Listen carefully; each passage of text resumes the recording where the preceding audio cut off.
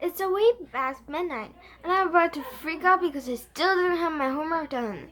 This time for the hour English lit, and we were reading A Minister Night's Dream by Shakespeare.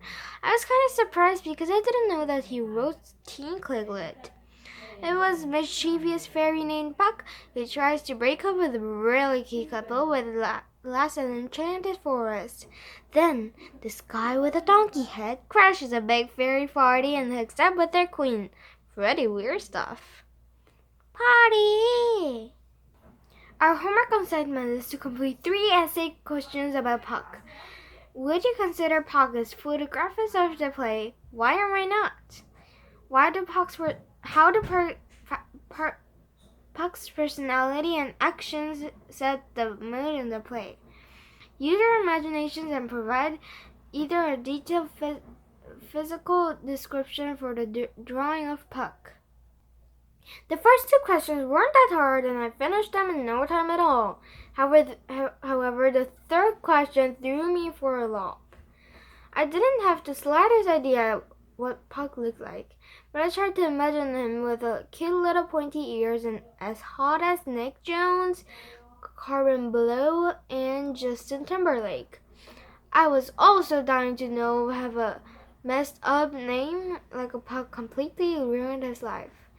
I bet the popular kids at school called him Puck, Shumk, Yuck, or something worse. Poor Puck.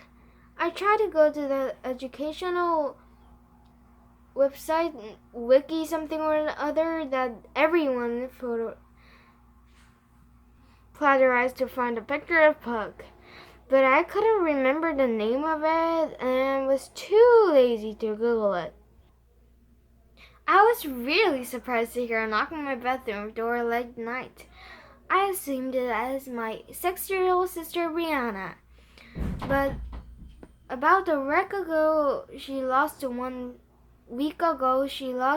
her front teeth and buried in the backyard to see if they would grow. She was forever doing crazy weird stuff like that. My mom said it's because she's still a little kid, but I personally think because she had IQ out of a box of crayons. As a little joke, I told Brianna that Tooth Fairy collected teeth from children all over the world and super glued them together to make dentures for old people. I explained that she was in big trouble with the Tooth Fairy, seeing that had dug hole and buried her tooth somewhere in the backyard. The funniest part was that Brianna totally believed me. She actually dug up half of Mom's flower garden trying to find her tooth. Since then, Brianna had been paranoid that Tooth Fairy was going to sneak into her room to the middle of the night and pull her teeth to make dentures. But the prank kind of backfired because now she absolutely refuses to use the bathroom and straight unless I first check to make sure the Tooth Fairy is not hiding behind the towel curtain or under the bath towels. And if I'm not quick enough, Brianna would have a little accident right on my bedroom carpet. But what if the Tooth Fairy was hiding in there? Oops. My little sister Brianna. Accident. Unfortunately, I had learned the way that the carpet fish does not remove all doors.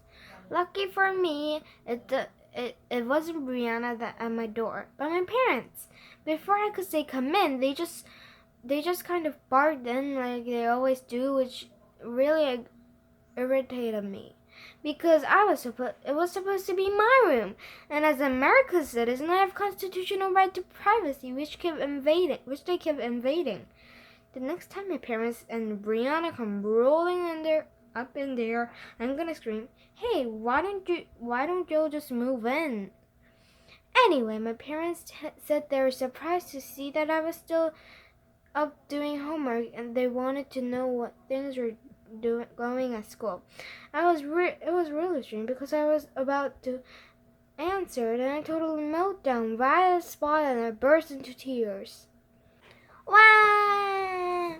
My parents said shocked and stared at me and then each other.